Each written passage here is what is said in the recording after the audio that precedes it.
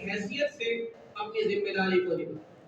لیکن عام طور پر معاشرے میں دیکھنے میں آتا ہے کہ شوہر جو اپنے آپ کو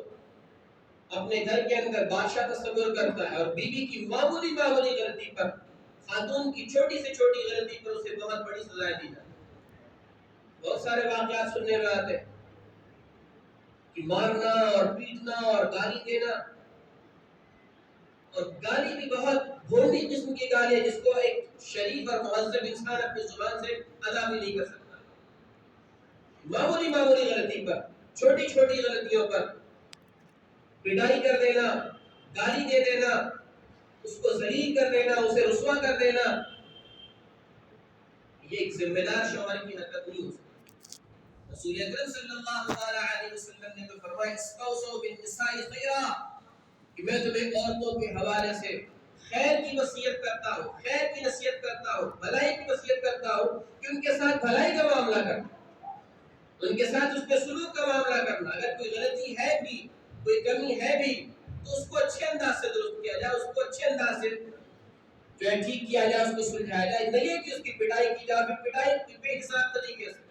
ہاتھ میں جوتا آ گیا، چپل آ گیا، ڈنڈا آ گیا، جو جناب آ گیا اس سے مارے جا رہے ہیں، گالیاں دیے جا رہے ہیں۔ میرے عزیزوں، میرے بزرگوں، میرے دوستوں، یہ ایک ذمہ دار شوہر کی حرکت نہیں ہو سکتی۔ ہمیں اپنے اندر تبدیلی پیدا کرنی ہے، ہمیں انصاف پسند ذمہ دار، ایک انصاف پسند باپ، ایک انصاف پسند شوہر، ایک انصاف پسند جو ہے حاکم بننا ہوگا۔ جس شعبے کے اندر ہم ہیں وہاں ہمیں انصاف اور عدل کے ساتھ کام کرنا ہے۔ یہ موضوع اتنا وسیع ہے کہ اگر بولا جائے تو یہ وقت بہت مختصر ہے۔ صرف اتنا میں کہوں گا کہ ہر آدمی اپنے اپنے شعبے میں اس سے متعلقہ جتنی بھی ذمہ داریاں ہیں اس کے اندر انصاف کو قائم کرے، عدل کو قائم کرے، بلا تفریق امیر اور غریب کے۔ امیر ہے، مالدار ہے، صاحب ثروت ہے تو ان کے ساتھ رعایت کا معاملہ ہے، ان کے ساتھ سہولت کا معاملہ ہے، اور بیچارے ایک آدمی غریب ہے، مسکین ہے، محتاج ہے تو اس کے ساتھ کوئی رعایت نہیں، اس کے ساتھ کوئی اچھا سلوک نہیں، کوئی اچھا بیہیویئر نہیں، کوئی اچھا جو ہے معاملہ نہیں۔ ہمارا رویہ یہ ہے تو یاد رکھیے دنیا کے اندر یقیناً ہم کچھ بھی ہو جائے لیکن آخرت میں اللہ رب العزت کے دربار میں ہماری اور آپ کی گرفت ہو جائے، ہماری اور آپ کی پکڑ ہو جائے۔ تو ہمیں انصاف پسند ذمہ دار بننا ہوگا، جب جا کر محشر میں اگر ہم چاہتے ہیں کہ ہمیں عرش عظیم کا سایہ نصیب ہو، عرش عظیم کا سایہ ملے، تو پھر ہمیں انصاف کے دامن کو تھامنا پکڑنا ہوگا، ورنہ پھر ہم بھول جائیں کہ اللہ رب العزت ہمیں عرش عظیم کا سایہ نصیب۔ اور دوسری صفت یا دوسرا شخص جس کے متعلق نبی علیہ السلام نے فرمایا تھا شاب نشأ فی عبادت ربہ، کہ وہ شخص جسے اللہ رب العزت اپنے عرش عظیم کا سایہ نصیب کریں گے، وہ نوجوان، شاب کا لفظ ہے، شاب کہتے ہیں نوجوان کو، یوتھ کو، کہ جس کی جوانی اللہ کی عبادت میں، اللہ کی بندگی میں، اللہ کو یاد کرنے میں، اللہ کے احکامات کی اطاعت، اس کی پیروی اور اس کی تکمیل میں گزرے۔ ہم نوجوانوں کی زندگیوں کو دیکھیں تو ہمیں اندازہ ہوگا کہ ان کی جوانیاں جو ہیں وہ کس چیز میں گزر رہی ہیں۔ کسی کے بارے میں کوئی فیصلہ کرنے کی ضرورت نہیں، بلکہ ہر نوجوان خود اپنے بارے میں فیصلہ کر سکتا ہے کہ ہماری جوانی کہاں صرف ہو رہی ہے، ہماری جوانی کہاں لگ رہی ہے۔ جوانی کی عبادت، جوانی کی ریاضت، جوانی میں اللہ رب العزت کو یاد کرنا، یہ پیغمبروں کا شیوا ہے۔ جوانی میں اللہ کی طرف متوجہ ہونا، اسی لیے فارسی شعر میں کہا گیا در جوانی توبہ کردن شیوہ پیغمبری، وقت پیری گرد ظالم می شود پرہیزگار۔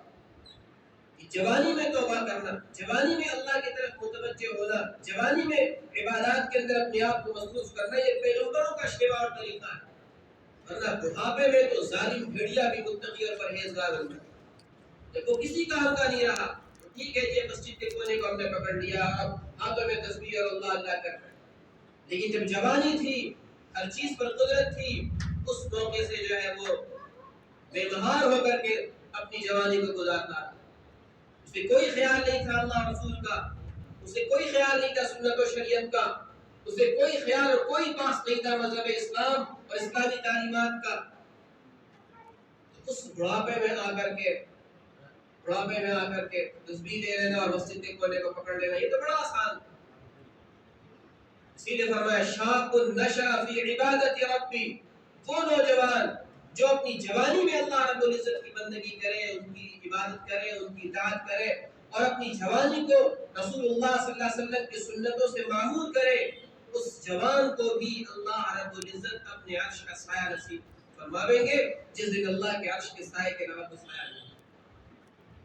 تیسرے شخص کے بارے میں فرمایا وَرَجُلٌ قَلْبُهُ مُعَلَّقٌ فِي الْمَسَاجِدِ، کہ وہ آدمی جس کا دل مسجد میں اٹکا رہتا، نماز کے بعد وہ دوسرے نماز کے انتظار میں رہتا ہو، مسجد کے اندر اسے سکون ملتا ہو، اطمینان ملتا ہو، مسجد کے اندر وہ ایسے نہ تڑپڑاتا ہو اور ایسے نہ پریشان ہوتا ہو جیسے پنجرے کے اندر پرندہ، کب نماز ختم ہوگی اور کب میں مسجد سے باہر بھاگوں، کب نماز کی تکمیل ہوگی، کیسے میں اپنے جوتے اور چپل کو اٹھاؤں اور سیدھا باہر نکلوں. سنتوں کا بھی لحاظ نہیں، فرض کا سلام پھیرا گیا اور فوراً اٹھے اور باہر نکل گئے. چاہے اس کو مثلاً سنت پڑھنے کا بھی موقع مل جائے اور سنت بھی پڑھنے نہیں، اتنا بھی موقع مسجد کے اندر بیٹھنا اور مسجد میں عبادت کرنا گوارا نہیں، جیسے ہی فرض نماز فوراً باہر. بلکہ رجل قلبه معلق فی المساجد، اس کا دل مسجد میں اٹکا رہتا، ایک نماز کے بعد دوسری نماز کے انتظار میں، دوسری نماز کے بعد تیسری نماز کے انتظار میں. اگر دکان پر بھی ہے وہ، اپنی ملازمت میں بھی ہے وہ، اپنے کلینک پر بھی ہے وہ، اپنے گھر کے اندر بھی ہے وہ، تب بھی اس کا دل مسجد کی طرف لگا ہوگی، کب اذان ہوگی اور میں مسجد جاؤں گی. ایسے شخص کو بھی اللہ رب العزت محشر میں اور اس موقع پر جب کہ اللہ کے عرش کے سائے کے علاوہ کوئی سایہ نہیں ہوگا، اللہ رب العزت سے اپنا سایہ اپنے عرش کے سائے کے تحت اسے جگہ عطا فرمائے. چوتھے شخص کے بارے میں فرمایا وَرَجُلَانِ تَحَابَّا فِي اللَّهِ اجْتَمَعَا عَلَيْهِ وَتَفَرَّقَا عَلَيْهِ، وہ دو شخص جو اللہ کی محبت پر ایک جگہ اکٹھے ہوتے ہو اور اللہ ہی کی محبت پر ان کا جو ہے آپس میں جدائی کی ہوتی ہے. اللہ کی محبت پر اجتماع، اس اجتماع کو بھی آپ کہہ سکتے ہیں یہاں ہم اور آپ جو اکٹھا ہوئے ہیں یہ اللہ کی محبت پر اکٹھا ہوئے. یہاں سے جو ہماری جدائی ہوگی اللہ کی محبت پر. یہ ہر وہ موقع، ہر وہ مقام، ہر وہ کام جس میں مسلمان اللہ کی محبت کے لیے اکٹھے ہوتے ہوں، اللہ کے دین کی اشاعت کے لیے، اللہ کے دین کی ترویج کے لیے، اللہ کے دین کی تبلیغ کے لیے، اللہ کے دین کے احیاء کے لیے، مسلمانوں کے اندر اصلاح کے لیے، مسلمانوں کے اندر دینی جو ہے فضا قائم کرنے کے لیے، دینی ماحول قائم کرنے کے لیے، جہاں بھی مسلمان اکٹھا ہوتے ہوں، مجتمع ہوتے ہو اور پھر اسی مقصد پر ان کا جو ہے ان کی جدائی ہوتی ہو، تو ایسے مسلمانوں کے سلسلے میں فرمایا کہ اللہ رب العزت ان کو اپنے عرش کا سایہ نصیب فرمائیں گے، جبکہ کوئی سایہ اللہ کے عرش کے سایہ کے علاوہ نہیں. تو ہمارا اکٹھا ہونا بھی اللہ کی محبت پر اور ہمارا جدا ہونا بھی اللہ کی محبت پر، یہ بھی ایک عظیم ترین عمل، عظیم ترین عمل. اس عمل کو ہم معمولی نہ سمجھیں. اور آگے 5ویں نمبر پر فرمایا کہ وَرَجُلٌ طَلَبَتْهُ ذَاتُ مَنْصِبٍ وَجَمَالٍ فَقَالَ إِنِّي أَخَافُ اللَّهَ، کہ اگر کسی شخص کو کوئی عورت دعوت زنا دے اور وہ عورت حسین و جمیل ہو،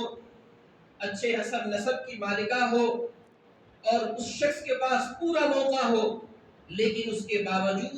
اس کے دل میں خوف خدا ہو، اللہ کا ڈر ہو، اللہ کے سامنے کھڑے ہونے کا ڈر ہو کہ ایک دن مجھے مرنا ہے اور اللہ کے سامنے جا کر کھڑے ہونا ہے اور اپنی زندگی کا، اپنے عمل کا جو ہے ہمیں حساب و کتاب دینا ہے. اس خوف کی بنیاد پر وہ اس چیز کو چھوڑ دے اور وہاں سے علیحدہ ہو جائے اور کہہ دے انی اخاف اللہ، کہ میں تو اللہ سے ڈرتا ہوں. اس نوجوان کو بھی اللہ رب العزت اپنے عرش کا سایہ عطا فرمائے.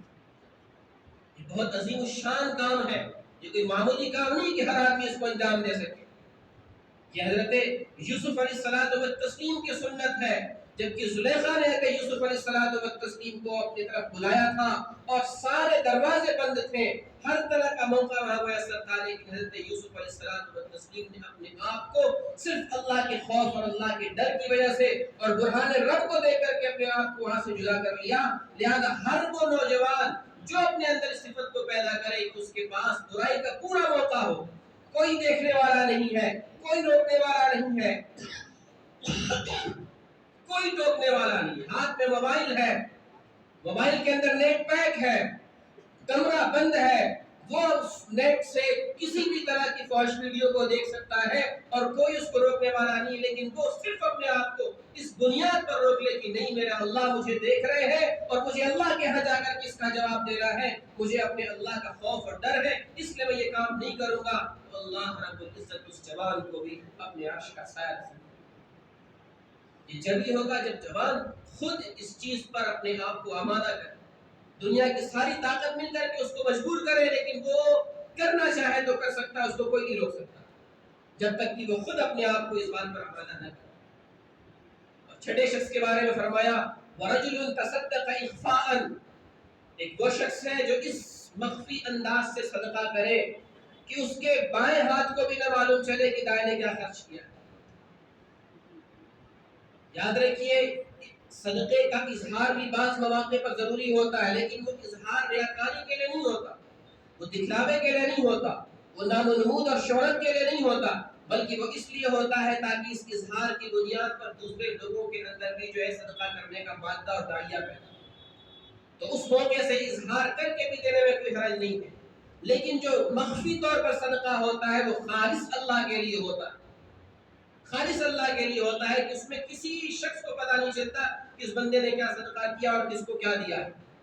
तो चूंकि ये मख्फी अंदाज से सदका करना और मख्फी अंदाज से किसी गरीब की, किसी मजबूर की, किसी मोहताज की जो है इआनत कर देना, ये खालिस अल्लाह के लिए होता है। इसलिए अल्लाह रब्बुल इज्जत ऐसे शख्स को भी जो अल्लाह की रजा के लिए और सिर्फ अल्लाह की रजा के लिए इस तरह का अमल करता है, उसको अपने अर्श का साया नसीब फरमाता है। और सातवें शख्स के बारे में फरमाया वरजुलुन ज़करल्लाह खालियन फफाज़त ऐना, कि वो शख्स जो तन्हाई में जबकि उसे कोई देखने वाला नहीं अल्लाह रब्बुल इज्जत को याद करे, और अल्लाह को याद करते हुए उसकी आंखों से आंसू के कतरात टपकने लगे और गिरने लगे।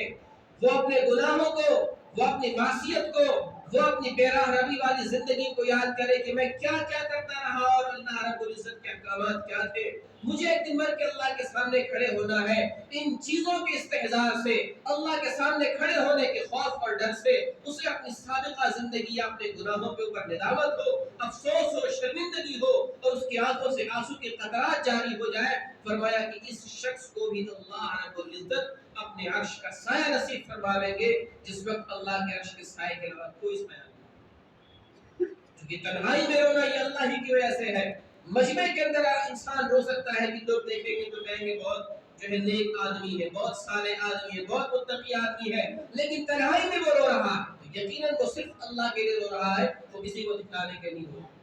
तो अपने गुनाहों को याद करके उस पर नादिम और पश्चिमा होना, ये भी एक अजीम शान अमल है और खालिस अल्लाह के लिए है। तो ये 7 तरह के इंसान वो हैं जिनको अल्लाह रब्बुल इज्जत अपने अर्श का साया उस मौके से नसीब फरमावेंगे जिस वक्त अल्लाह के अर्श के साए के अलावा कोई साया नहीं। तो हम सब कोशिश करेंगे इंशाअल्लाह अज़ीज़, हम भी अपने आप को इंशाअल्लाह इन 7 किस्म के लोगों के दायरे में दाखिल करने की कोशिश करेंगे और अपने अंदर भी इंशाअल्लाह ये सिफात पैदा करने की कोशिश करेंगे, ताकि अल्लाह भी हमें भी, हम लोगों को भी, हम सबको उस दिन अपने अर्श का साया नसीब फरमावे जिस दिन अल्लाह के अर्श के साए के अलावा कोई साया नहीं। अल्लाह रब्बुल इज्जत हमें भी और आपको भी कहने सुनने